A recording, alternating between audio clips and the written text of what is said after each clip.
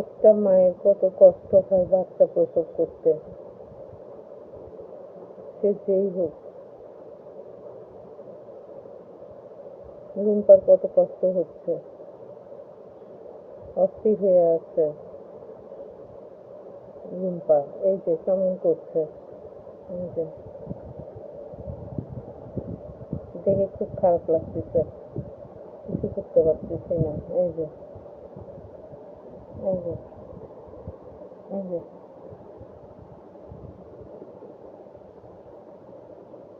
এই যে এই যে বাচ্চা, এই যে একটা হলো কেবল।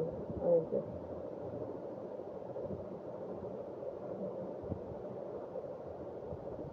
মানে এই যে একটা বাচ্চা হয়েছে রুম্পার।